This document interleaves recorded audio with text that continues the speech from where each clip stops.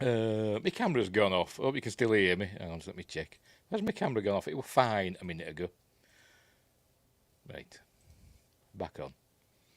Unbelievable. StreamYard has been playing up these last few days. Either that or it's my computer. I don't know. I'm blaming the heat because it's really warm. Anyway, hey up.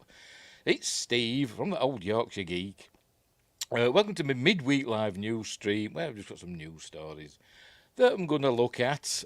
No review of, I forgot what they call it now, Acolyte, episode 5. Because I did a separate video for that, so if you want me to review, go and watch the other video.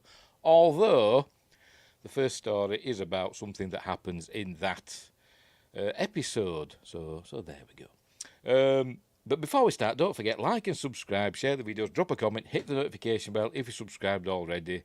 We should be live on YouTube. Let me check.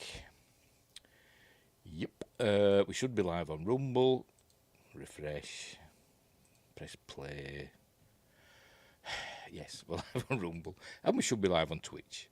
Yes, we are. Right. Okie dokie. I'm also on Facebook, X, and Instagram.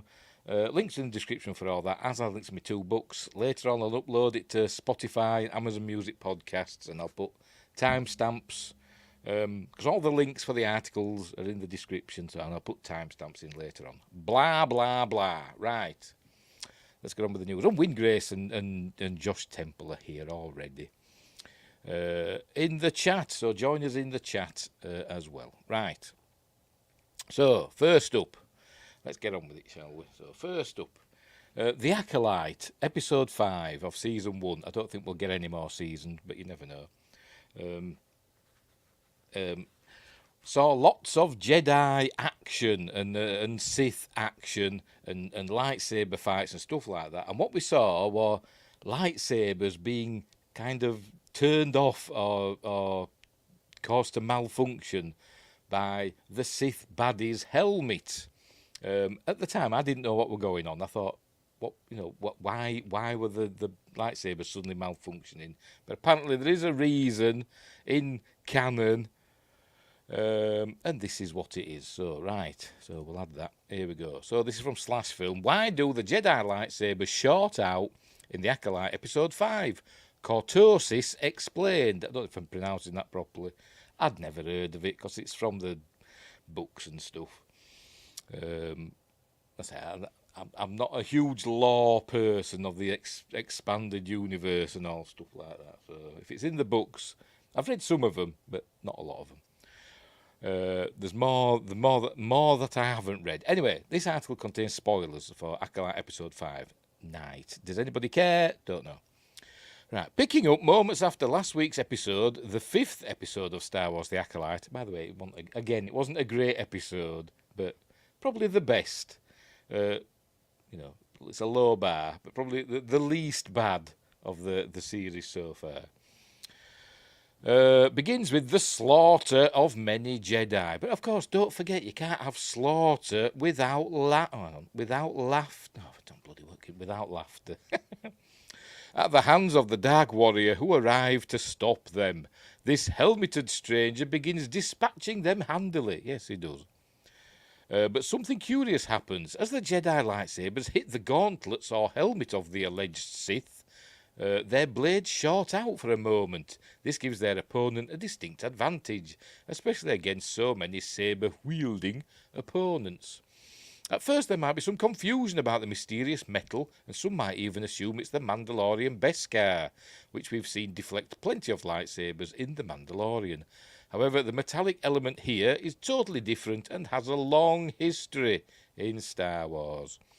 One that like 99.9% of people have no idea about, except Wingrace, who knows everything.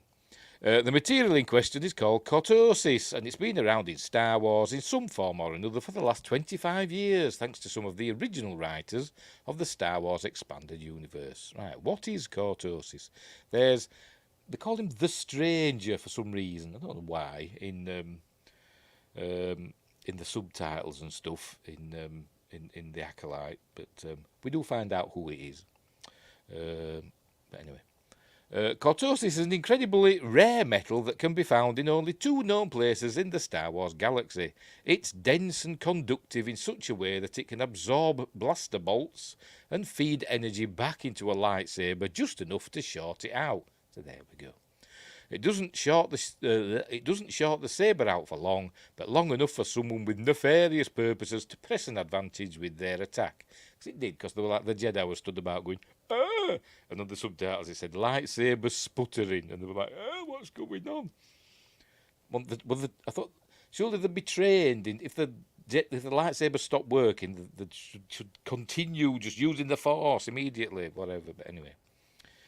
Josh Dem says, Windgrace knows, but I don't know if Archmage would know. Well, I don't know, because they're 2 completely different people, although we've never seen them both in the same room together.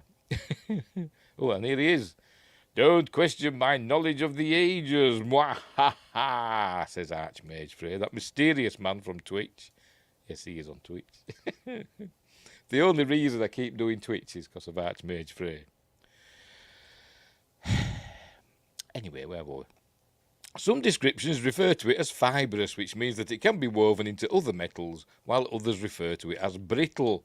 In this 5th episode of The Acolyte, the mysterious self-proclaimed Sith warrior uses it to vanquish many foes, but it's also used against him by Yord, Charlie Barnett, who blocks a saber with the battered Sith helmet. Yes, he does.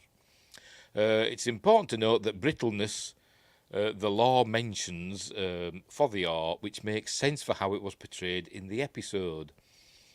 How can it be brittle and deflect a lightsaber? I don't know, but anyway. Jecki Daphne Keen, who was able to break the helmet in 2 and unmask their dark side opponent, which spelled certain doom for everyone there in order to keep the secret of the Sith. In the Star Wars canon, right. In the current canon, Cortosis has made... Why has it got a capital C? Don't know. Has made a few appearances. It was first mentioned in John Jackson Miller's Star Wars Rebels prequel book, A New Dawn. In it, the cyborg bean counter, Count Gideon, stick another eye in it and he'd be suffering from the phage, wouldn't he, Windgrace? Had it woven into his armour and was able to stop Kanan Jarrus's lightsaber. Windgrace says, guess they should make some droids out of that. Yeah, but I still don't understand how it can deflect a lightsaber but yet be brittle at the same time. Don't know. Perhaps the biggest previous use of Cortosis came in Timothy Zahn's novel Thrawn Alliances. In that book, the Separatist Alliance finds a mine full of Cortosis and plan to cultivate it in order to make a series of battle droids. See? Windgrace. But that would be unstoppable. That would be unstoppable to the Jedi and their lightsabers. Fortunately, Jedi Knight Anakin Skywalker and Thrawn, then from the Chiss Ascendancy, were able to stop them. One can only shudder to think what an army of Cortosis-armoured B-2 super battle droids would do to an army of Jedi trying to cut them down. The result would look a lot like the dead Jedi in Acolyte Episode 5. Cortosis has appeared in Star Wars comic books as well, with one blade in particular playing a part in a great story. Sorry, my brain fused. I must have got hit by a lightsaber. Playing a part in a great story featuring Dr. Aphra. However, it never appeared in live action before, leaving the Acolyte to take that honour. Right, in Star Wars Legends Origins. The first appearance of Cortosis in the Star Wars universe goes back to the 1998 Legends book I, Jedi, written by New York Times bestseller Michael A. Stackpole.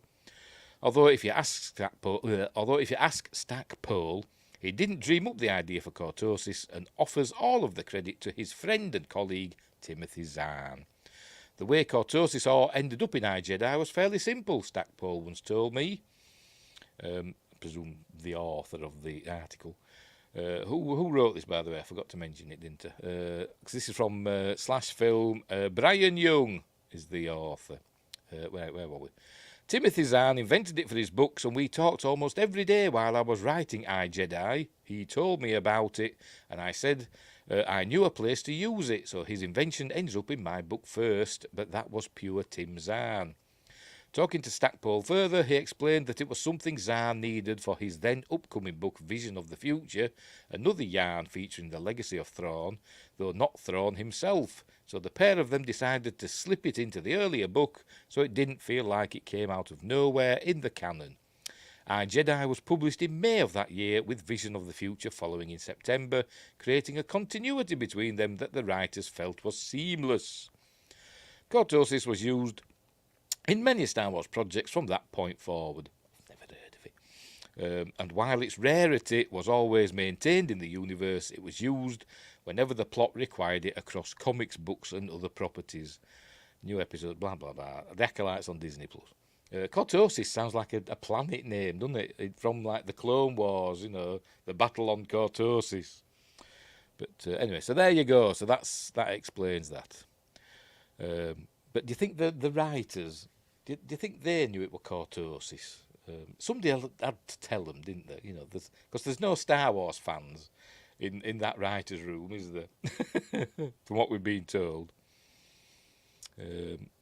It would be a good sector, would it, Cortosis? It does sound kind of good, doesn't it? In the Republic, not separatists. That's what I'm trying to say. But anyway, so there we go. Very interesting, I suppose. Why did they just use Beskar? Why did they have to do this Cortosis? I suppose because they wanted the lightsabers to short out, I suppose. But anyway. Right. So we'll move on. So that's that out of the way. If you want to watch me review, it's on the channel of episode 5. It's not great, but I didn't hate it. Anyway, we're sticking with Star Wars for a while. There we go. It's from Empire. Jordan King wrote this one. Andor Season 2 will see Ben Mendelsohn return as Orson Krennic.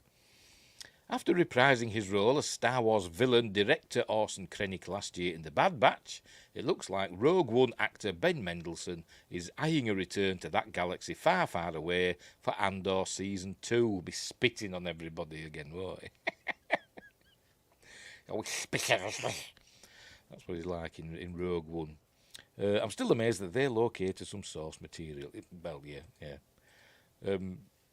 What's his face? I forget his name now. Pablo Hidalgo probably stuck his head round the writer's room door and went, Cortosis, it's a metal that shorts out lightsabers. Just FYI, and then buggered off again. Where were we? Galaxy far, far away. Drinking game for Andor Season 2.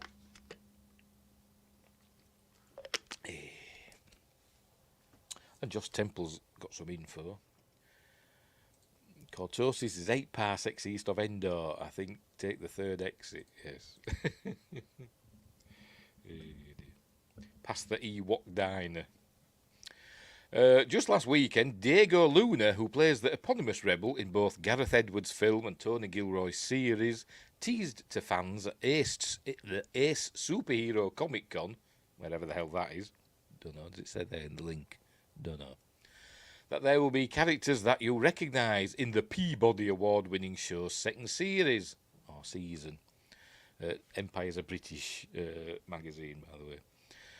And now in an interview with the Playlist, Mexican filmmaker Alonso, Ruiz Palacios, director of the last 3 episodes of Andor's upcoming series, has let slip that Mendelsohn is among the recognisable characters fans can expect to see when the show returns. Oh, pardon me. Whilst, that word, singing the praises of his experience working on Andor, Ruiz Palacios, I'll just say Alonso, paid tribute to the heavyweight actors he'd had chance to direct on the show, specifically naming Stellan Skarsgård, Forrest Whitaker and Ben Mendelsohn among them. And while Skarsgård and Whitaker are familiar faces in the world of Andor, having played Luthen Rael and Saw Gerrera in Season 1, Mendelsohn's Krennic has yet to make an appearance in the series thus far. Was he mentioned, though? I'm sure he was mentioned. Could be wrong. But with showrunner Gilroy having told Empire last year that the final 3 episodes of Andor Season 2 will cover the three days before Rogue One. Oh, the final 3 episodes. Oh, I see what I mean. The final 3 episodes of Andor Season 2 will cover the 3 days before Rogue One, and with Ruiz Palacios directing said episodes, the return of the Death Star's architect at this pivotal point in the story makes perfect sense. He's not the architect, he was just like in charge of it being built, wasn't he? Anyway. Having brought a grittier, more grounded and more politically and morally complex take on the Star Wars universe to Andor's first series, the second season of Gilroy's intergalactic espionage thriller, which boasts episodes written by Gilroy, brother Dan Gilroy, Bo Williman and Tom Bissell, is set to span a 5-year period as Cassian Andor rises through the rebellion's ranks and becomes a captain, doesn't he? We'll find out exactly how Andor reaches the moment Cassian goes to pull the trigger on Daniel May's Tivik, and who else's paths he may cross along the way. Fingers crossed for K2SO. We've got to see K2SO, haven't we? We must do, if it's set, in the 3 days running up to Rogue One. We must do. So we must come across him at least in the middle part of the season. At least, because they knew each other, didn't they, by the time we got to Rogue One. Anyway, when Andor Season 2 hits our screens, hopefully early next year, in the meantime, we've still got mysteries to solve in this week's The Acolyte, blah, blah, blah, blah. Oh, I bet still on it being Khmer in the mask. They were right. So there we go. So Ben Mendelsohn's coming back as Orson Krennic, all spitting and slavering at everybody. This is my project! All spit's flying out of his mouth. Bless him. Bless him. Right, let's move on. I like Andor. It was really, really good. A bit slow. Season 1 were a bit slow, but obviously Season 2 was going to up the ante because they've got to get it out of the way, haven't they? They've not got the 5 seasons they originally wanted. They've got 2. So they've got to make do. And this next one from Collider, Adam Blevins. Will Moff Gideon appear in The Mandalorian and Grogu? And there he is. He's in his TIE fighter there. I think he is, isn't he? One of the most menacing Star Wars villains the franchise has ever seen, I won't go that far, may not be done yet. While speaking to Deadline on the red carpet to promote his upcoming film Maxine, which I'm looking forward to, because it's a sequel to Pearl, which we're doing on Friday Night Appointment with Fear this week, on Friday. Giancarlo Esposito talked about whether fans could expect to see Moff Gideon again in the Mandoverse. But is he a Grand Moff? I don't know. Moff Gideon last appeared in the Season 3 finale of The Mandalorian and seemingly perishes after an explosion blows up the base and little Grogu uses the Force to shield himself and Din Djarin, Pedro Pascal. When asked what were the odds that Moff Gideon could show up to wreak havoc once more in the Mandalorian and Grogu movie, I hope they changed that name. Esposito had this to say. Anything is possible. I don't know anything about it at present, but I put out there that if they need me, I'll be there. I love Jon Favreau, Dave Filoni, and what Disney does with The Mandalorian, and who knows, there may be a moment where I can scoop down and take over once again.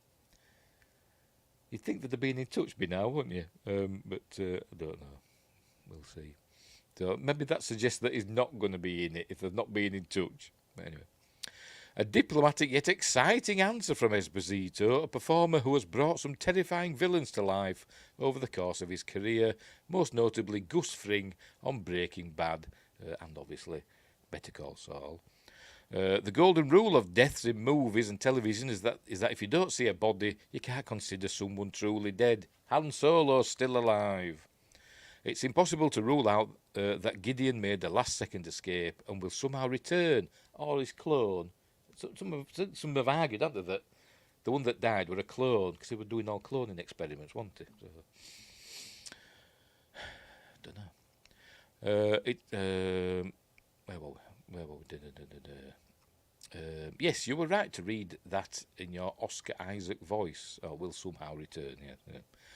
Yeah. To once again make life harder for Din Djarin and his lovable little green companion. My little green friend. Little shit it is. I bloody hate that thing. And I've got my bloody Grogu lounge pants on. that were a Christmas present. No, the one I bought myself. Never mind. While The Mandalorian started its own contained Star Wars universe, when the show first premiered in 2019, one of its most appealing elements was that it was largely roped off from other corners of the franchise until Season 2. Anyway, now the Mandoverse has become its own entity, with The Mandalorian airing its third season in 2023, as well as Ahsoka and Boba Fett both receiving spin-off shows. It means they're both spin-off shows of The Mandalorian. The Book of Boba Fett was divisive among critics and audiences. It was bloody awful, with many in both camps not a fan of the show, deviating from the title character to visit Din and Grogu for 2 entire episodes. They were the best 2. They were the best 2 episodes, particularly the first one of those 2. However, Ahsoka drew strong reviews and viewership. No, it didn't. They're just lying, aren't they? People didn't like that either. But, you know, it was better received than Book of Boba Fett and Obi-Wan Kenobi, I think. But it still wasn't great, was it? And it was stupid. And it made no sense, really. But anyway. And earned a second season to pair with both Star Wars movies Filoni currently has in development. The Mandalorian and Grogu, really hope they change that name, is expected in theatres on May 22nd, 2026. It's bloody ages off, isn't it? Stay tuned to Collide, blah, blah, blah, whatever. So there we go. But I don't know, it seemed, you know, it's like they've not been in touch with him. He's saying anything is possible about him being in the film. And he said, you know, he's willing to be there, but, you know, he's just saying, yeah, if they get in touch, I'm there. Obviously, they've not been in touch, and you'd think there would have been by now, wouldn't there? If it were definitely going to be in it. But anywho, right, let's move on. I mean, season 3 wasn't very good anyway, was it, of The Mandalorian? Wasn't really about him, was it? Anyway, we're moving on to Star Trek now. You'll be glad to hear. And Ian Patton is here saying, hi, hello. Right, next up. This one's from Daily Star Trek News, Chris Post. Fans and stars rally to save Star Trek Lower Decks. Cool, that's small writing, isn't it? I'll make that bigger. There we go, that better. In the world of Star Trek fandom, the cancellation of Star Trek Lower Decks has hit hard. This animated series, known for its unique take on the Star Trek universe, has garnered a devoted following since its debut. Yet the announcement on April 24th that it's in April 2024, that its 5th season would be its last, left many fans reeling. Weird Floyd episode. I've no idea what you're on about. Mike McMahon, the series creator, and Alex Kurtzman, the showrunner, expressed their disappointment over the show's cancellation. They thanked the fans for their unwavering support, but it seems the fans aren't ready to say goodbye just yet. In an inspiring display of solidarity, Star Trek fans have banded together with actors from various Star Trek properties to try and save the show. A video posted by Jesse Gender After Dark features a host of Star Trek actors performing the show's Lower Decks chant. This chant, which first appeared in the series' inaugural episode, has become a rallying cry for fans. Among the actors participating were Robert Picardo from Star Trek Voyager, Nana Visitor from Star Trek Deep Space Nine, and John Delancey from Star Trek The Next Generation, and Picard. Let's watch the video. Just hope it doesn't go on long. Yorkshire Geek, I had a dream. Shut up. Idiot. Go away, you're being a knob. Right, anyway, let's get on with this video. I will mute myself while it plays.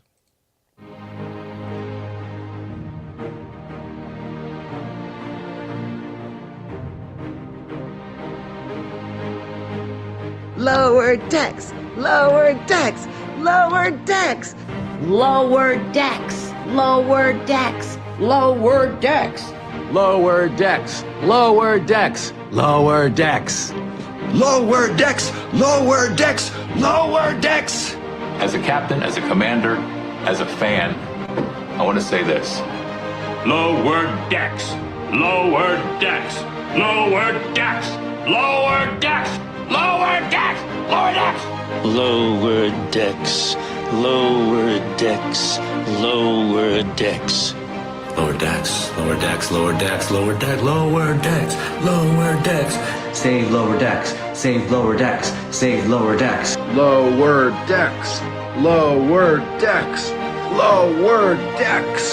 Lower decks, lower decks, lower decks. Save lower decks. Lower decks, lower decks, lower decks. Lower decks, lower decks, lower decks. Yes. Lower decks, lower decks, lower decks, lower. Going on a bit, innit? Do we have to go through all that? They're just saying all that, are they? Who else we got? And there's various other people. There we go, a bit of John Billingsley there. Gates McFadden back again, and there we go. So, wait, whatever. By the way, I just got rid of Ian Patton, because he's an idiot. Right, the video, which fans funded, serves as a powerful reminder of the love and dedication that Lower Decks has inspired, according to reporting by CBR. Oh, for God's sake. We've got an idiot, haven't we? We've got an idiot in the...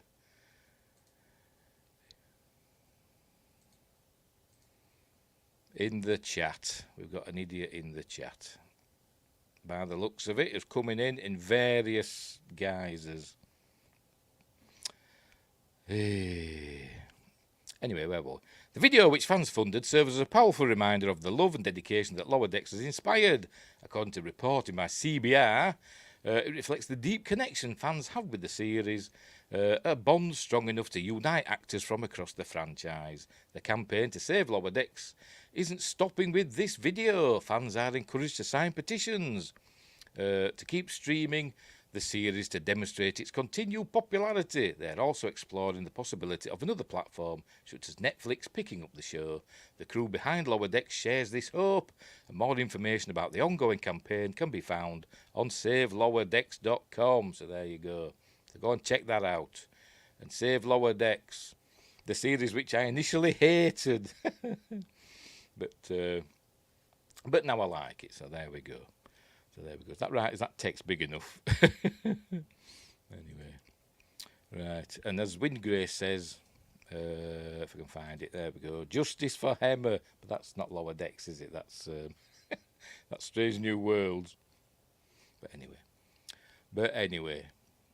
Right. So, moving on.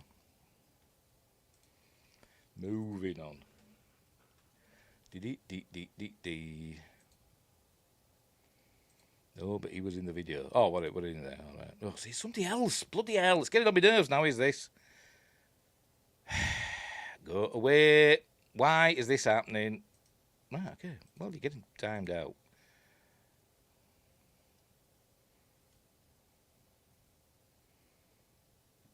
Unbelievable. It's the same person over and over again. Thinks they're funny. Right, next up. Hang on.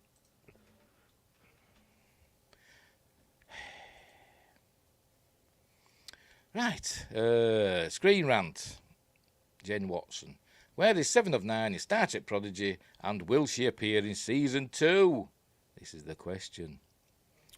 Where is 7 of 9 Jerry Ryan when Star Trek Prodigy takes place, and could 7 appear in Prodigy Season 2? Modern Star Trek shows have made a point of calling back to Star Trek series of the past, reuniting audiences with fan-favourite characters. Star Trek Voyager 7 of 9 is a major player in the cast of Star Trek Picard, thanks to 7 and Admiral Jean-Luc Picard, Patrick Stewart, sharing a common history with the Borg, but in like separate quadrants. But anyway.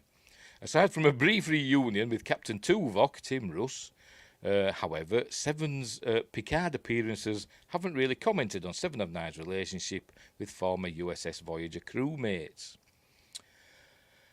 The animated Star Trek Prodigy works as a sequel to Star Trek Voyager, which also... Oh, for God's sake.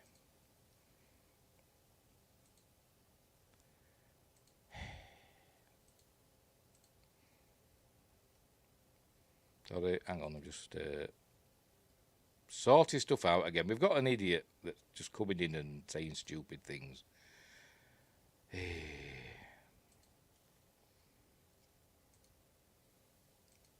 Right. I'm sure more will pop up again. Unbelievable. Go away, have fun somewhere else. She did mention Janeway in Picard, though. Yes, she did. Right, where were we?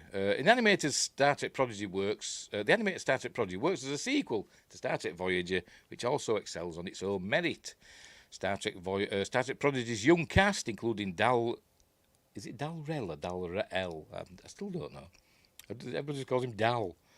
Brett Gray and Gwendala Ella Purnell all hail from Star Trek Voyager's Delta Quadrant setting. They escaped to Federation space after finding the USS Protostar, a Starfleet ship formerly commanded by Captain Chakotay, Robert Beltran, which includes a training hologram modelled after Captain Catherine Janeway, Kate Mulgrew. Star Trek Prodigy Season 2 promises more Voyager connections, like the USS Voyager A, which I'm looking forward to seeing, and the return of the Doctor, Robert Picardo. So could 7 of 9 be far behind? I don't know. Will she be off with the Rangers, whatever they were called? Anyway. To find out if 7 of 9 can appear in Star Trek Prodigy Season 2, first we need to figure out where 7 of 9 is. Pardon me. When Star Trek Prodigy takes place. 7 of 9's appearances in Star Trek Picard fill in some of the gaps in Seven's life between the USS Voyager's return to the Alpha Quadrant in 2378 and Star Trek Picard Season 1, which takes place in 2399.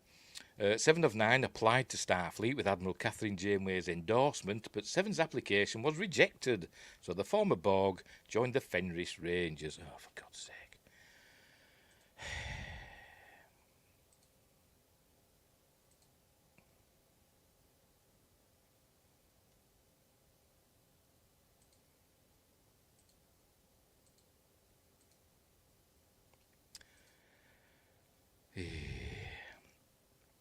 Where were we? Fenris Rangers. According to Star Trek Picard, 7 spent the next 20 years in the Beta Quadrant, yes, I said Beta, as a peacekeeper with the Rangers. That places 7 of 9 on active duty as a Fenris Ranger in 2383 and 2384, when Star Trek Prodigy Seasons 1 and 2 take place. Admiral Janeway's mission in Star Trek Prodigy Season 2 focuses on finding a way to get to the alternate future where Captain Chakotay is trapped, so the USS Voyager A crew could potentially find answers anywhere. The Fenris Rangers are committed to rendering aid and defending the defenceless. The two goals are not mutually exclusive, so it is possible that 7 of 9 could appear in Star Trek Prodigy Season 2 if Admiral Janeway and the USS Voyager A go to the Beta Quadrant. Oh, for crying out loud. It's getting annoying now, is this? Why is this happening? I have no idea. Why have we got an idiot who just wants to... I think you can set your chat to subscriber only. I'm not sure if you can change it midstream. I don't know if I can or not. I don't know. Let's have a look.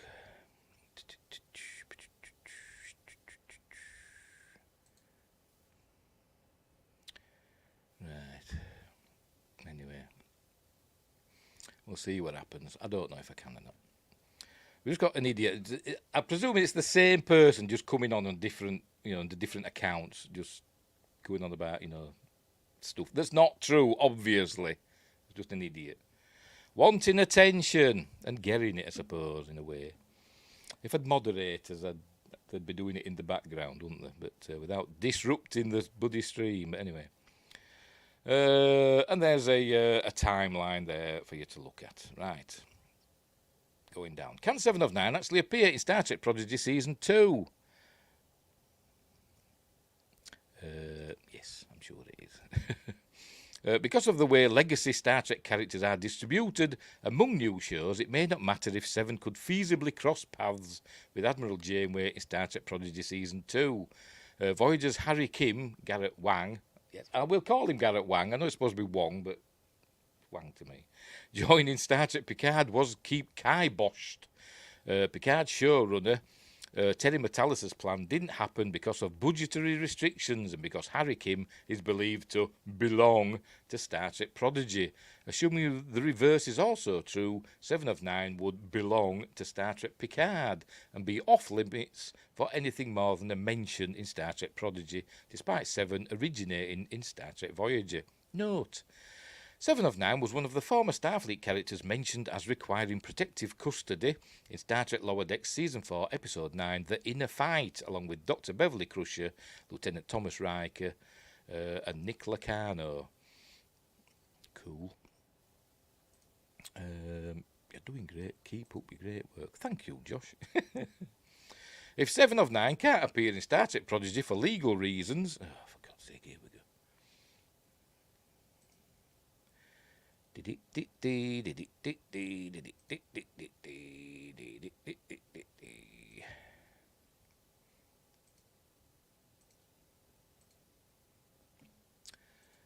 Wingress says Beverly Crusher was in Prodigy Season 1 and Picard Season 3. No, I honestly can't remember. I have no memory. Where were we? If 7 of 9 can't appear in Star Trek Prodigy for legal reasons, I don't think it were legal reasons that, you know, why Harry Kim couldn't appear in Picard. I think it's just they just made up an excuse that he was going to be in Prodigy. I think that's what it was. I don't think it were legal reasons. That's unfortunate. 7's story could serve as an inspiration for Admiral Janeway's young protégés because Dal and his friends are on a trial run to prove themselves under Janeway's guidance. Much like 7 of 9 was on Star Trek Voyager, and 7's Fenris Ranger career shows there are alternatives if Starfleet doesn't work out for the Prodigy kids. Janeway and 7's relationship in Star Trek Voyager was integral to Voyager's success. So if it's allowed, a reunion between 7 of 9 and Admiral Catherine Janeway could be a great part of Star Trek Prodigy Season 2.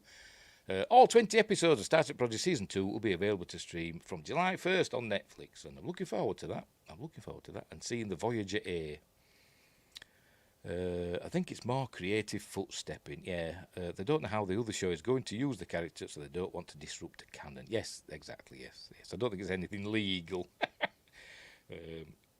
It's just they don't want to be putting them in a story that would mess up, you know, what's happened some elsewhere in it. But anywho, right, let's see if we can figure this out. Just bear with me.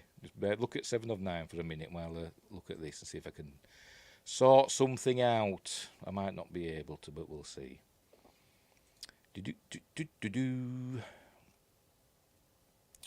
Right, can I?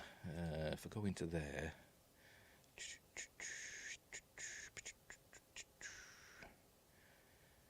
Bear with me. How is it, this one? There we go.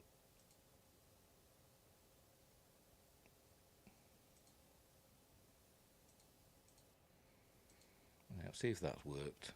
I've changed the stream, but I don't know if it'll work mid-stream to subscribers only. So we'll see what happens. Yeah, there's another one.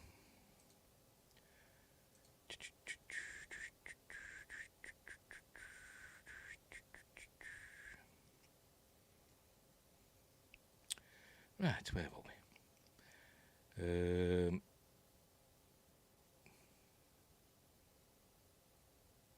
Anyway, right, sorry, I'm just... Yes, Yorkshire is in Wales. No, it's not. Anyway, right, where were we? So, you never know. I'm sure they'll mention her at some point. She'll get at least a mention with 7 of 9, I think. So, anyway, let's move on. Hopefully we won't get any more disruptions. Fingers crossed, but you never know. You never know, they might subscribe. Anyway. Dear. Right, next up, from Inverse, Deis Johnston. No relation, because it's got a T in it. Marvel finally confirms Fantastic Four's alternate history timeline. Remember the 60s? No, the other 60s. And there he is again. It's everywhere, isn't he? Pedro Pascal as Mr. Fantastic. That's one way to get 1,000 subs. I have no idea. It won't help me. It says they have to be a subscriber longer than 20 minutes. Yeah. That's what in the settings, that's what I set it to. Anywho, right, the Marvel Cinematic Universe, despite all the allegations of being formulaic, can pivot on a dime. We've seen Marvel's familiar story beats morph into espionage thrillers, comedies, time travel adventures, and even horror. But even after a decade of experimentation, there are still movie genres it hasn't touched.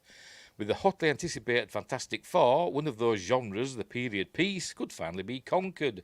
In a new podcast, Marvel President Kevin Feige revealed that not only will Fantastic Four be set in the past, but it will be set in a completely different past. On the first episode of the brand new official Marvel podcast, Feige was asked if Fantastic Four was a period piece. He responded with a straightforward yes. When I always think of period piece, I always think of, like, Lady Chatterley's Lover or something like that. Somebody set in the like 18th century. I don't think like 1960s. But anyway. He responded with a straightforward yes. But that wasn't the only big reveal, as there's been a massive plot twist hiding in plain sight. Captain Marvel was a period piece. Yes, in the 90s. It wasn't the 90s. I think it was the 90s, wasn't it? 'Cause there were a blockbuster in it, wasn't there? There's another piece of art we released with Johnny Storm flying in the air and making a four, and there was a cityscape in the corner of that image, he said. There were a lot of smart people who noticed that cityscape didn't exactly look like the New York we know, or the New York that existed back then. And those are smart observations. And here's the poster. Happy 4-4 day, Fantastic Four. And there's obviously not, it's like something from bloody Jetsons, isn't it? Smart people. With LAX stuck up on a building somewhere, by the looks of it. Or that, whatever they call it. It's a restaurant in it, I think. Not that I've ever been. In case that wasn't clear enough, Feige is pointing out that the skyline scene of the image in the image suggests we're looking at an alternate version of 1960s New York. So while Fantastic Four will apparently be set in the 1960s, it seems these 60s won't be like the 1960s of our world, or even the 60s that we've seen in MCU flashbacks. This means Fantastic Four won't just be a period story, but an alternate history story. Two, he should have said, really. One that shows a retro-futuristic world where superheroes save the day and come home to a household robot. As I said, it's going to be like the Jetsons, isn't it? That's a fun, upbeat setting that should make for a nice change of pace. More importantly, it'll also explain how the Fantastic Four could have been a superhero team in the 60s while having zero impact in the MCU as we know it. And they're going to have that flying car thing, aren't they? They've got to have that flying car. After 16 years of movies and TV shows, the MCU superhero landscape is pretty much set in stone. The only way for new superheroes to exist is to either gain their powers in the franchise's present or to circumnavigate the space-time continuum, and that's exactly what this movie is doing. Marvel is giving one of its most important superhero teams a fresh slate, with none of the tangled strings of MCU timeline canon holding them back. So is it going to be set entirely in a new, like in a separate universe, and not going to overlap with anything that's happened before in what we've seen in the previous, God knows how many films there's been. Was it 30 films, 20-odd films? I don't know how many films there's been. Or are they going to, is something going to happen and they're going to come to our universe? I have no idea. Windgrace loves to circumnavigate the space-time continuum. Yes, I'm sure he does. This is why you are all-knowing and all-seeing. But there we go. But yeah, so I'm looking forward to that. I like the Fantastic Four. I like them two Tim Story films. I thought they were fine. I didn't think there was anything wrong with them. But anyway. Setting up Galactus as a universe eater, not just a planet eater. Well, yeah. And not just as a cloud floating through space. But there are rumours, aren't there, that they're going to retcon Silver Surfer to be, a woman. That's the rumour, isn't it? Is that it? Is that all we've done here? That's the rumour. Which would be typical, and I wouldn't put it past them. So, but we'll see. We will see. No, I forgot his bloody name. My brain stopped working again. Who plays Saru? He played Silver Surfer, didn't he, in Fantastic Four: Rise of the Silver Surfer? Doug Jones. There'd be no Doug Jones in it then if they're getting a woman in. Windgrace does, but he never takes Archmage with him. I wonder what their fallout is over. I don't know. Something deep that us mere mortals cannot comprehend. There's a female Silver Surfer in the comics. They're using that version first, but using both. But they should have used the original one first. She's the girlfriend of the original Surfer. Girlfriend. But yeah, but if you're, if it's the first film, you should start off, you should bring her in later in another film or later on in the same film. Don't just, just go with her. Have them both in. Maybe they will. Anyway, right, so let's see what happens, eh? That's all we can do is see what happens. Right, next up, Jurassic World. ScarJo. This one's from Variety. Remember to add it. Zach Schaff. Scarlett Johansson calls Jurassic World 4 script incredible. She's wanted to join the franchise for over 10 years, even if it meant dying in the first 5 minutes. I wonder if Carrie-Anne Moss well, I've wanted to be in Star Wars for 10 years, even if it means dying in the first 5 minutes. Fine. We'll write that in. Anyway, and there she is, with the very nice eye makeup, I must admit. Right, Scarlett Johansson confirmed to comicbook.com that she is in fact headlining the next Jurassic World movie, which is being directed by Rogue One and Godzilla filmmaker Gareth Edwards. Don't forget Monster, his little film that could. From a script penned by David... How do you pronounce it? I've heard people pronounce it Kep, but it looks like Cope to me. Kep. I don't know.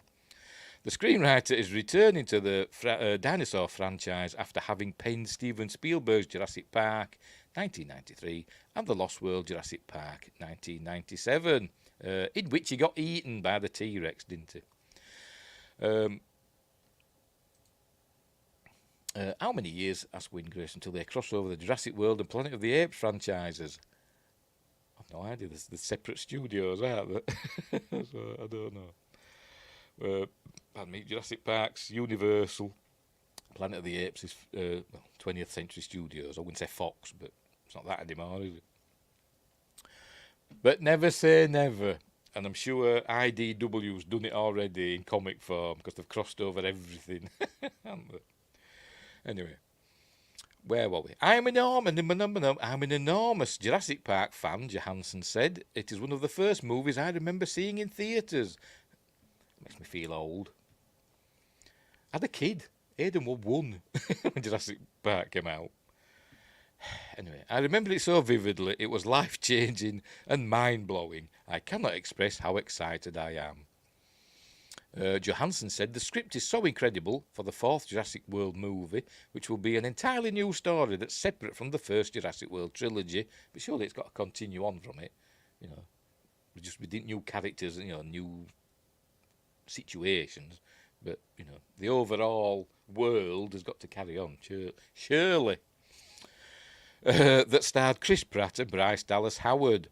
All 3 Jurassic World movies grossed more than $1 billion each at the worldwide box office.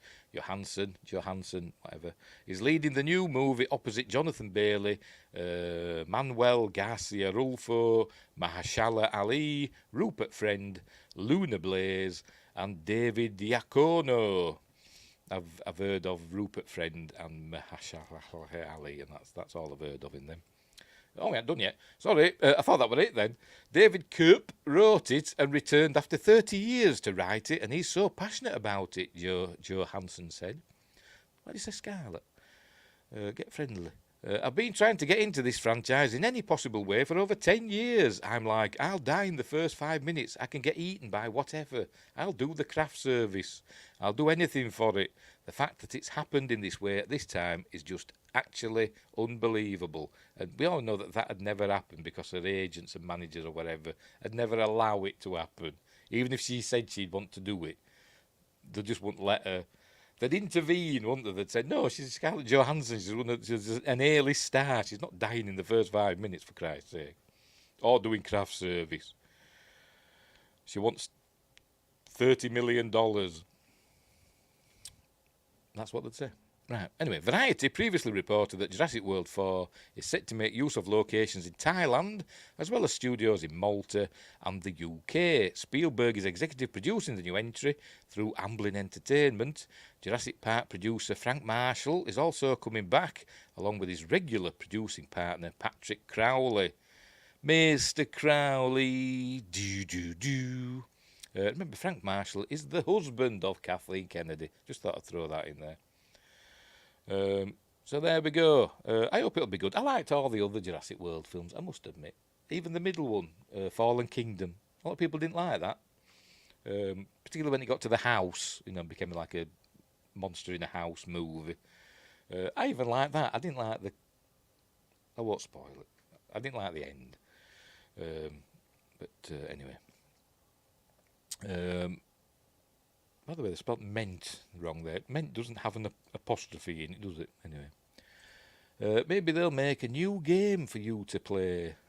I don't know, because I didn't like Jurassic World 2. Jurassic World Evolution 2. I didn't like that one. Love the first one. I can play that. I've played that about 3 times, beginning to end. The second one, didn't like it. Too fiddly, too annoying. Because you've got to deal with people as well and keep the people happy in the second game. The people that work for you. We don't want to be bothering with that, do we? I just want to keep the dinosaurs happy. Anyway, it was too much of a faff with the second game for me. Whereas the first one was nice and relaxing and I really liked it. Anyway, so there we go. Right, moving on. I'm sure they will do another game, by the way. I'm sure they will. Right, next up, this one's from Screen Rant. Where are we? Why have we scrolled down there? FX's Alien can fix 4 problematic franchise prequels in one show, says Tommy Lethbridge, and there's a picture showing various. That's an engineer from Prometheus. That's a xenomorph from whatever, I don't know. Who else have we got? Oh, that's what's his face? I forgot his name now. The robot, and that's her from Alien Romulus, isn't it? No, it's her from Alien Covenant, isn't it? Which were rubbish. Anyway, right. Along with Alien Romulus, FX's Alien TV series is promising to be a fresh start for the iconic sci-fi horror franchise, fixing several flawed stories in the process. Sci-Fi Quest should be here. Hope he's okay. Yes, he says he's fine. I started a gaming stream earlier on, continuing my Tomb Raider Legend, and Sci-Fi Quest popped on there, but I wasn't on long because Aidan wanted seeing to. So I got a bit cross because I'd only just started and I had to go deal with Aidan. So we're a bit angry. But yes, he says he's feeling a lot better. He's been a bit ill, but says he's feeling a lot better, which is excellent. So hopefully we'll see him again soon in the chat and doing his own videos. I want to see him doing videos. But anyway, and his cat, and hear the dog as well in the background. That's what I'm waiting for. Right, where were we? I'll start again. Along with Alien Romulus, FX's Alien TV series is promising to be a fresh start for the iconic sci-fi horror franchise, fixing several flawed stories in the process. I don't know, we'll see what they say. Created by Noah Hawley, the Alien TV show is set to arrive in the first half of 2025, although an exact release date is yet to be confirmed. However, while many details around the project remain unclear, what is known suggests that FX's Alien can reset the unwieldy series and establish a new chronology that can help secure its future. It has already been confirmed that FX's Alien will be a prequel to prequels. Will be a prequel to Ridley Scott's original Alien film. Back in 2022, FX chief John Landgraf revealed that it's the first story in the Alien franchise that takes place on Earth. It takes place on our planet near the end of this century. We're currently in 70-odd years from now, so it'll be in the 2090s. Via the Hollywood Reporter. Given the period that recent previous Alien franchise installments have focused on, such an approach promises to rewrite aspects of franchise lore.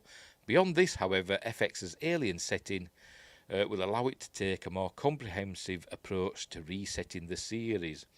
Didn't Prometheus, I can't remember when Prometheus took place, but that the early 22nd century, 21 or whatever, I'm not sure.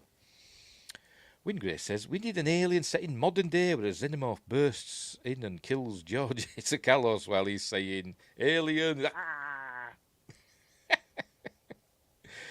No, don't kill Giorgio. He's a national world. No, he's a galactic treasure because he's from the Centauri Republic, isn't he, as well?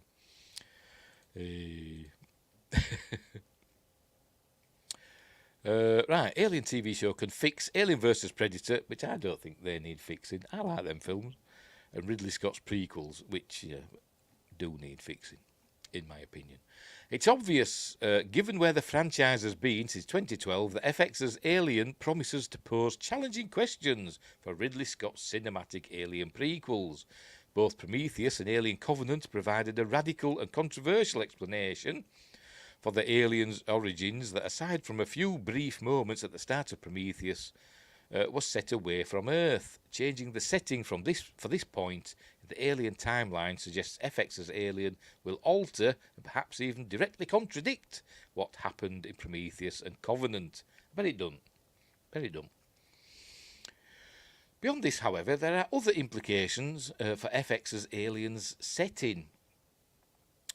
Despite Landgraf's suggestion that the show will be the first story that takes place on Earth, this is, of course, not true, thanks to the much maligned but nonetheless extant Alien vs Predator movies, which I like. I like both of them. I didn't really understand it while they were in Antarctica. We know when the Predators were, attracted to the heat and conflict, but never mind. Both the 2004 original and its sequel feature a conflict between the Yorkshire, which we'd learned in a previous news thing that's not canon. But anyway, and xenomorphs on Earth itself, creating several potential narrative difficulties for future events in the Alien series. Showrunner Noah Hawley, pardon me, has already highlighted. He did. What do they call it now? That series that was based on that film, and I forgot what it's called. It was really good, but I hadn't seen the latest series of it, and I forgot what they call it. That way, it always says based on a true story, and it never is. He did that anyway, and he was going to do Star Trek, wasn't he? But that fell through. In an extensive interview with KCRW's The Business podcast, he cited issues with the idea that the xenomorph was an artificially created bioweapon, as well as concerns with the polished futuristic aesthetic of Prometheus and Covenant via Variety. Josh Temple's going to be right back. Okay, well, hurry up. I'm not going to twiddle my thumbs until you come. That's it. Yes, Fargo. That's what I'm thinking of. I was thinking like a series with two words in it for some reason, and I don't know why. Weird. But yes, I'm probably thinking of Wells Fargo, knowing me. But yes, Fargo, really good. I really like those.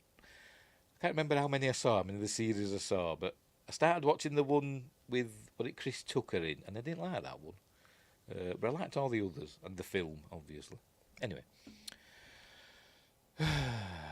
It makes sense, therefore, that FX's Alien will address these particular elements. However, the fact that the show is set on Earth suggests that it will also rewrite the story established earlier in the Alien vs Predator movies. It has 5 seasons. I must have seen... Well, I don't know. I can't remember which... Not Chris Tucker, the other one. I was getting Chris Tucker and the other one mixed up. Whatever. The comedian. He was in Lethal Weapon 4. That's not Chris Tucker. Chris Tucker were in Fifth Element, wasn't he? Chris Rock. There, Chris Rock. It was Chris Rock that were in it, wasn't it? We got there in the end. I can't remember if that was the 4th or 5th season. Don't know. Anyway. I like the seasons with... There was a season with Ewan McGregor. That was good, wasn't it? But anyway. I forgot where I was now. However, I'll start again. However, the fact that the show is set on Earth suggests that it will also rewrite the story, this bit, established earlier in the Alien vs. Predator movies, potentially retconning no fewer than 4 previous Alien prequel stories in the process. Right, so I presume they're going to go into it now. Part of the problem with Alien's multiple origin stories is that it's almost impossible to articulate a coherent vision for how the franchise really starts. Prometheus and Covenant's entire premise, that David created the xenomorphs as a result of his experiments with the engineer's black goo, which was stupid in and of itself. I mean, oh God, I hated it. And that contradicted Prometheus, because in Prometheus we saw like there were carvings on the walls of facehuggers and xenomorphs and stuff like that. So if David created them, did he travel back in time or something? It was stupid. Completely writes the Alien vs. Predator saga out of existence, implying that the aliens only came into being a few decades before Alien. That the aliens that we know, obviously there were different sorts, weren't there? We saw like the Deacon, didn't we? And there were other stuff going on, weren't there? Other sorts of creatures. But anyway, according to many critics, this explanation completely undermined the power of the original film, replacing an ancient primordial force with something far more prosaic. Yes, it did. It was stupid. By contrast, Alien vs. Predator at least managed to maintain the mystery around where the aliens came from and how they evolved. However, by reducing them to combatants in an intergalactic MMA tournament, not really, but the Predators were breeding them, weren't they, for basically for sport. But we don't know, if they created them. And he's back is Josh Temple. We don't know if they created them or if, they just found them and thought, these will be good to go up against, because you know what the Predators are like. Anyway, the creatures lost all of their malice, as well as making it seem incredibly unlikely that humanity would remain unaware of their existence. As a result, neither current explanation for how the Alien saga story begins is particularly satisfying. This makes a new approach of the sort proposed by Hawley a welcome addition to a franchise that has become increasingly bogged down by its own complex and contradictory lore. Because of their wildly I don't think the Sci-Fi question here. I'm here, so no talking shit. We've just been talking about you, actually. Good things. Don't worry. I forgot what we're talking about now. I'm going to say something, wasn't I? What was I going to say? I forgot. Oh, right, Alien vs. Predator. I like the 2 Alien vs. Predator films. I thought they were fine, and I think they didn't mess up the the canon, did they? I don't think they did anyway. They did quite a decent job, apart from putting Predators in Antarctica, which makes no sense. But anyway. But Prometheus and Covenant, they completely mucked it up, in my opinion. Anyway, because of their wildly different storylines, FX Alien vs. Predator introduced us to the Wayland Corporation, and then at the end of Alien vs. Predator Requiem, it introduced us to the Yutani Corporation, which would ultimately come together, wouldn't they? Anyway. Because of their wildly different storylines, FX's Alien can't reconcile both Ridley Scott's prequel vision and the version presented in Alien vs. Predator. Therefore, the best way for the show to proceed is to create an entirely new origin story, removed from the complications of the past. following Alien vs. Predator raises too many questions about connections to another franchise, while sticking with Prometheus and Covenant wouldn't resolve any of Hawley's personal issues with those stories. As such, a complete reset is the best way forward. We'll see. I don't know. Will they be allowed to? I don't know. What would Ridley have to say about that? Is Ridley Scott on board the series as a producer? Don't know. But I'm sure he'd have something to say. Of course, starting afresh doesn't mean ignoring what's come before. One way for FX's Alien to stay true to the original story is answering the question of how Weyland-Yutani might have known about the existence of LV-426 before Alien, or whether the Nostromas, because it seemed that the robot... Oh, tell me my bloody memory. Ash. It seemed that Ash knew about the aliens, didn't he? Even before they picked up the signal. He seemed to know all about it, didn't he? Anyway, or whether the Nostromo's encounter really was the first time humanity crossed paths with the Xenomorph. Either way, there are plenty of ways to introduce a new chapter in the Alien story, excuse me, while drawing a line under the problems of the past. That Sci-Fi Quest is just waiting with bated breath for Alien Romulus. I don't think Sci-Fi Quest has mentioned out about this Alien series. Is he looking forward to that as well? I just hope it's good. And if it's set in the future, maybe we'll get some spaceships. We'll see. We will see. But anywho, right, we'll leave that one there. And I'll move on. Hey, had more stories than what I thought, actually. I thought it was going to be a really quick show. But more articles than what I thought. Right, next up from Giant Freaking Robot, Jeffrey Rappaport. One of the best directors today is trying to remake an 80s sci-fi crime thriller classic. And there's a clue there. I didn't know, but there's a bigger clue further down. Anyway, there you go. Big name director Jeff Nichols, never heard of him. He's known and loved for his thoughtful, humanistic narratives, while commanding respect for creating compelling films hopping through multiple genres. I think this article is sponsored by Jeff Nichols. So it shouldn't come as a surprise that Jeff Nichols is taking a crack at a loose remake of the 1988 sci-fi crime thriller classic Alien Nation. For legal reasons detailed below, the Nichols project will strictly be inspired by the 80s banger. I was looking forward to the series. It was. Ooh, you're not anymore. That sounded ominous. Alien, obviously, he's talking about. Nichols' name is renowned in cinema for major releases. Excuse me. Like Shotgun Stories, never heard of it. Take Shelter, never heard of it. And Mud, never heard of it. His latest film, The Bike Riders, which I have heard of, will hit theatres this Friday, 10 months after its premiere at 2023's Telluride, is that how you pronounce it? Don't know. Film Festival. By the way, there's James Caan.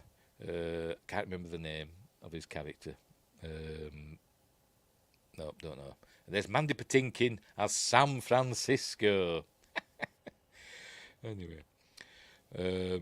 Sykes, innit? It's called Syke because it's in their language it means shithead, doesn't it? Sykes. It means excrement and cranium. Shithead.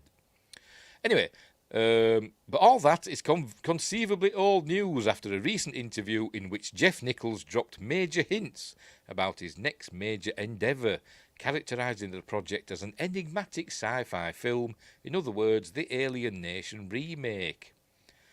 Arkansas. Why is it pronounced Arkansas? It's got an S at the end. Something else I've never known. Nichols also announced the film, backed by Paramount, back in 2021. Wingray says, I've not seen a single thing he's done. I've never heard of him. I've heard of Mike Nichols, who directed Get Carter and Flash Gordon, but not Jeff. Back in 2021. The director did not hold back in evidencing his enthusiasm, describing a movie with big ambitions, yet one tempered by and grounded in an all-American reality, Arkansas. For some, M. Night Shyamalan's sci-fi horror movie Signs definitely comes to mind alongside Dan Trachtenberg's 10 Cloverfield Lane. Well, what have they got to do with Alien Nation? Maybe we'll find out. Fans of the film... I like Signs, by the way. Signs is a really good film. And 10 Cloverfield Lane were okay. But Signs, really good. I love that film. Fans of the filmmaker will know Nichols was referencing, however subtly, the late 80s crime thriller Alien Nation. The original movie was memorably set in a world where aliens coexist with humans and effectively explored profound themes, racism, xenophobia and otherness, all through the familiar lens of a buddy cop narrative. I suppose it kind of inspired District 9 as well, didn't it, I suppose? Given Jeff Nichols' talent... They love him, don't they, that giant freaking robot. His vision should retain the spirit of the original Alien Nation while contributing a special touch to the source material. By the way, I never watched the series Alien Nation. I've seen the film, but I never watched the series. Starring a Star Trek alumnus, Gary Graham, didn't it? Anyway. Must have inspired Bright as well. Yeah, that was a similar thing, wasn't it? Except instead of aliens, it were like mystical beings, like elves and stuff, wasn't it? Stuff like that. So yes. Delays. By the way, famously as well, they get drunk on what's it call it now? Curdled milk. The milk that's gone off. They get drunk on that, don't they? It's like booze to them. Anyway, this is incredibly likely given how overtly passionate the filmmaker is about the prospective project. Speaking with the Irish Times, Nichols described a fork in his professional road. Either he would realise the film or, in a somewhat macabre turn, be strategising about how to create it while on his deathbed. Indeed, he and the project share a long history. Jeff Nichols was actually poised to undertake the Alien Nation remake in 2018. The project garnered $100 million and he was all set to commence creating the tale of alien life in Arkansas. But the production was sadly shelved upon Disney's acquisition of Fox. The setback certainly affected Nichols, who described it as soul-crushing. Why Arkansas? The thing about it, the original, well, the city, it was set in wherever it was set in a big city, wasn't it? And all the aliens had obviously congregated in the cities, and so we ended up having alien ghettos and stuff like that, didn't we? But anyway, and Almost Human, which was an underrated show. Can't remember that one. It rings a bell, but I'm trying to remember which one it is. You'll have to remind me which one that one is, or I'll have to look it up or whatever. It does ring a bell, but I can't think which one that was. But the director has persevered and committed to his vision. For example, his dreams were revived when the film was momentarily considered a 10-episode Disney Plus series, until this idea too was scrapped. But his persistence proved successful, as today the filmmaker is yet again primed to shoot his script as a feature film for the original studio attached to Paramount. Of course, as referenced above, Jeff Nichols' screenplay is inspired by Alien Nation, critically to avoid an onslaught of lawyers involving different characters and plot points. So it's nothing to do with Alien Nation, it's just inspired by. Oh, yes, Carl Urban as an android partner. Yes, yeah, I don't know if it'd be... That's a different... It's more like Holmes and Yo-Yo or something like that. Yes, I do remember that one. It got cancelled, didn't it? I did quite enjoy that, though. Yes, I did like Almost Human. What was that other one there? There was like a werewolf and a vampire living in the same house. There were a British version and then an American version with Sam Witwer. That had a similar title, didn't it? It was more like Nearly Human or Being Human or something like that, wasn't it? Anyway. We haven't done yet. Right. With luck, you notice they're just showing stuff from the films. I bet that's right from the end. I think he got his hand burnt in seawater. Seawater kills him, doesn't it? Anyway. Suddenly Human, was it that? I can't remember. Something like that. It could have been. Anyway, with luck, these measures will ensure no rights issues are infringed, which would impede production and unfortunately spell out yet another delay in the film's lengthy production saga. And before fans jump for joy, it's worth sobering up by remembering how halts in film production can come from multiple directions, including the industry-wide strikes last year, which has not helped at all, has it, for the people who went on strike? Anyway, which further delayed Jeff Nichols' Alien Nation-inspired remake from a planned fall shoot. But now proceedings do seem to be in Nichols' favour, and we can't wait to see what he churns out. And I think that's it. Yes, that's it. So I'm looking forward to that anyway. But, you know, Arkansas. We sat on the farm. That's what you think of, don't you, when you hear the word Arkansas? I could just picture barns and a grain silo. That's all I can see in my mind's eye. Not, inner city crime. But, oh no, that was Star Trek TNG. That was the one with the, I forgot the name of them. It was in the game. No, it wasn't in the game. It was in the comic. That's why the graphic novel prequel to Star Trek Resurgence. I forgot what they call them. Telarians. That was the Telarians, wasn't it? Suddenly human, but being human. I think I said that, didn't I? So did they get it right originally? Yeah, for me. Anyway, so yeah, hopefully that'll be good. That'll be good. Alien Nation, but it probably, if it's just inspired by it, they'll call it something else and it'll be completely different. So it might be like Being Human, or the other one, Almost Human, or District 9, or Bright. If it's just inspired by it. Anywho, let's move on. What we got next? Gladiator 2. Surely that's not the title of the film. There we go. This is from Collider, Chris McPherson. Here's when the Gladiator 2 trailer will drop, exclusive. Or it was 2 days ago. Prepare yourselves to be entertained. Collider has exclusively learned that the first trailer for Ridley Scott's Gladiator 2, is that what they're going to call it? You thought they'd call it something else, wouldn't you? Like Gladiator Blood and Steel or something like that. Well, you'd think, wouldn't you? But anyway. The historical epic sequel to his Oscar-winning masterpiece, I think it's his best film. I think it's Gladiator. I think it's Ridley Scott's best film. Anyway, from 2000, it's set to premiere online in mid-July. Online? Is it? Oh, right. So it's not going to theatres then. How bizarre. But it's something of a stroke of genius. He's pairing up with the year's most anticipated blockbuster. No, the trailer for it, not the film. I'm getting all confused then. In addition to dropping online, the trailer will also be attached to Deadpool and Wolverine. To gladiate or not to gladiate? That is the question, yes. Which should ensure maximum exposure for the movie, given that the Marvel blockbuster is likely to end up as one of the year's top 2 or 3 most viewed pictures.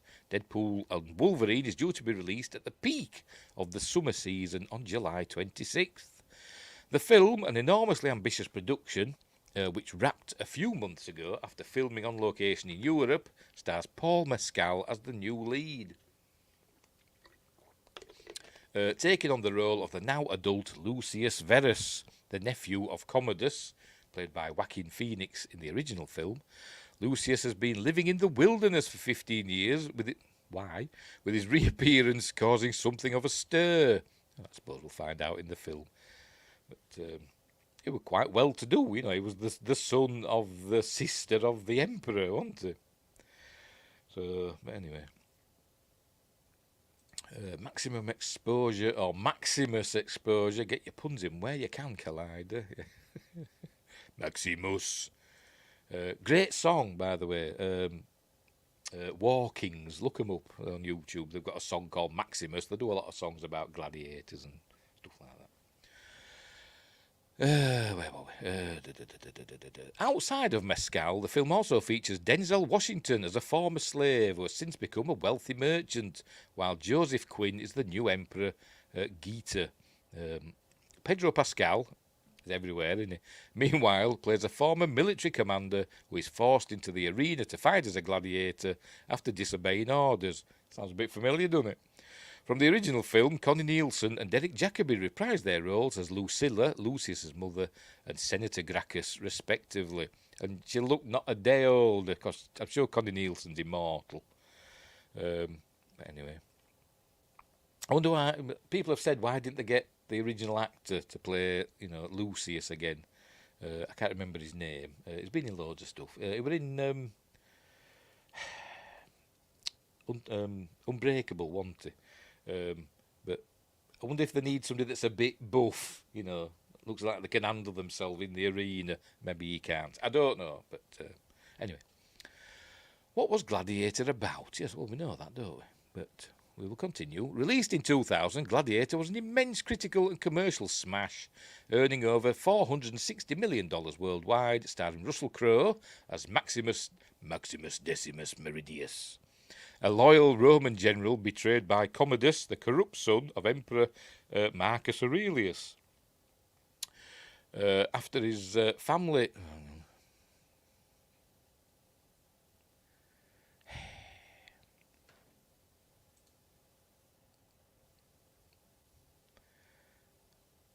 Here we go. See, obviously they've subscribed, haven't you? Well, thank you for taking the effort, but, bugger off. Thank you for making the effort to subscribing. Unbelievable. Unbelievable. So I should be up to, what am I up to? I've got a few more subscribers now, thanks to that. Oh, dear. Where were we? A loyal Roman general betrayed, after his family is murdered, Maximus is enslaved and becomes a gladiator, but uses his skills and charisma to rise through the ranks, inspiring others while seeking vengeance. His ultimate goal is to confront Commodus and restore justice to Rome. Gladiator won 5 Academy Awards, including Best Picture and Best Actor for Crowe, out of a total of 12 nominations. Deadpool and Wolverine slashes its way to theatres on July 26th, where it will be joined by the trailer for Gladiator 2, which enters the Multiplex Coliseum on November 15th in international markets, and November 22nd in the United States. Stay tuned, etc.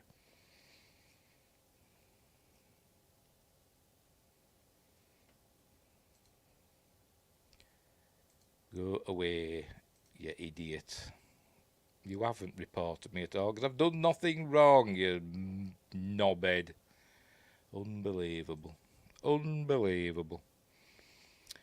Anyway, so there we go. So, the trailer for Gladiator 2 is going to drop with Deadpool and Wolverine, so we'll see what it's going to be like. Is it going to get the original mask of his whatever, of, the original Gladiator?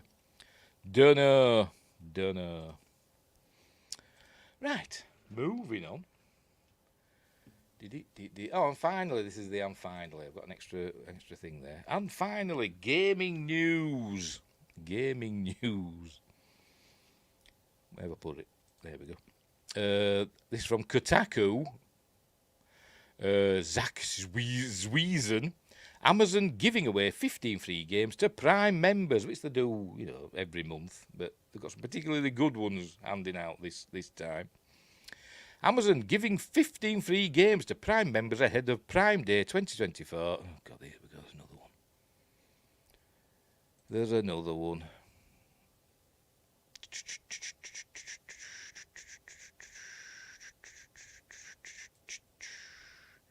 Go away.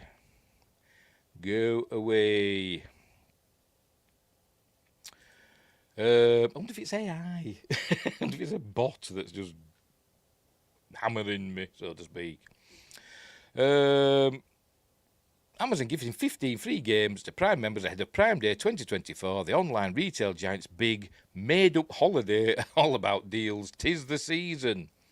On June 25th, Prime Gaming announced that it was going to give Prime members 15 free PC games spread out over the next 2 weeks.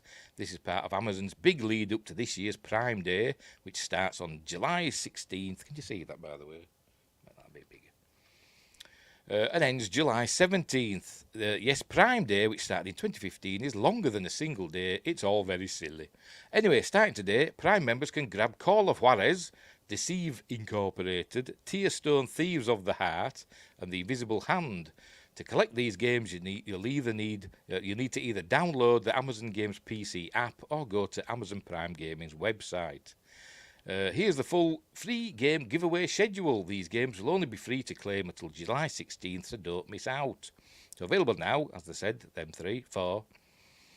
Then from June 27th, which is that tomorrow? I don't even know what today's date is. Yes. Forager, Card Shark, Heaven Dust 2, Solstice. Not heard of any of them. And July 3rd, Wall World, Hitman Absolution, which I've heard of that, and Call of Juarez, Bound in Blood. Then from July 11th, Teenage Mutant Ninja Turtles, Shredder's Revenge, Star Wars, Knights of the Old Republic 2, and Alex Kidd in Miracle World DX and Samurai Bringer. There are some genuinely good games excuse me, in this lineup, including Star Wars, Knights of the Old Republic 2, Shredder's Revenge, Hitman Absolution, and Card Shark. These are all great games worth checking out, and getting them for free is a steal. There we go.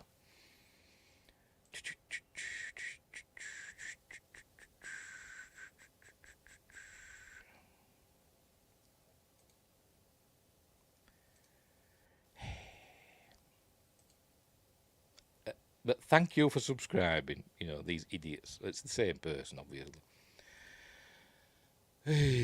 Where were we? There's some genuinely good games in this lineup, including Star Wars, Knights of the Old Republic 2, Shredder's Revenge, Hitman Absolution, and Card Shark. These are all great games worth checking out, and getting them for free is a steal. I mean, these games aren't really free because you pay Amazon a fee to be a Prime member. It's quite hefty and all, isn't it, these days? But whatever, you know what I mean. Besides this pre-Prime Day giveaways, Prime members can also pick up the Lullaby of Life, Star Wars Battlefront 2 Classic, Weird West, Definitive Edition, Genesis Noir, Everdream Valley, Myth Force, Blast Brigade versus the Evil Legion of Dr. Creed, and Projection First Light. As with other free games, you'll need to head to Prime Gamers' website or use the Amazon Games app to claim and download these video games. Is that it? Oh, yes, that's it.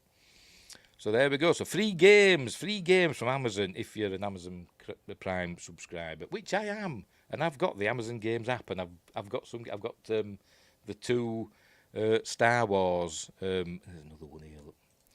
I'm going to have to get some moderation in. You're repeating yourself. You're repeating yourself, mate. I think it's like automated. Anyway, whatever. Where were we? I've got the 2 Star Wars Force Unleashed games and some others as well. What else did I get? I can't remember. And Knights of the Old Republic, I think the first one. I think they were giving that away as well. So anywho, give that a whirl. If you're a PC gamer, it's free games, isn't it? So there you go. Can't go wrong. Can't go wrong. Yes, I think they're bots. I think they are bots. Because they tend to repeat themselves, so I think it's like an automatic thing. I think it's a real person behind it. Russians, I blame Putin. That's who I'll blame. But anyway, we're done now. Anyway, we're all done and dusted. So, there's another one there. Look, there's another one there. The only thing... Don't know what you're talking about. Unbelievable. Has somebody got something against me? I don't know. Maybe because I'm just rubby. Anyway, right. So we're done. We're done now anyway. So we'll leave it there. But you never know. Could push me subs up a bit. You never know. If they hang around. Maybe I'll reach 1,000, as Windgrace said earlier on. Right, so what's coming up next? Let me get my discs. Friday, is Friday night appointment with Fia Night, and this week, as I said earlier on, we're doing Pearl, the sequel to X, which I wasn't a huge fan of. It was all right, but you know, I wasn't a massive fan of it. But this one's miles better, and it's a prequel to that. And obviously, we're going to see Maxine, which features a character played by the same woman, Mia Goth, but playing a different character. That's in Maxine. That's good. That's coming up though. Anyway, so that's coming up on Friday. Really good film. And then on Monday, postponed from last week, Sinbad in the Eye of the Tiger. Hopefully, we'll get to do it next week. So, but it was a bit hectic this Monday. I didn't get a chance to sit and watch it and all the special features and stuff. So hopefully, it'll work out better next week. Right, so we'll leave it there. So thanks Sci-Fi Quest and Win Grace and Josh Temple and all the trolls for the fun and games. I'm going to have to get some moderators in or something. I'll have to ask if we can ask my friends if they want to be a moderator for me. We will see. Right. Oh, hang on. There we go. Is that another one? Or eat an apple through a chain link fence. Yes, I could do that, but I won't.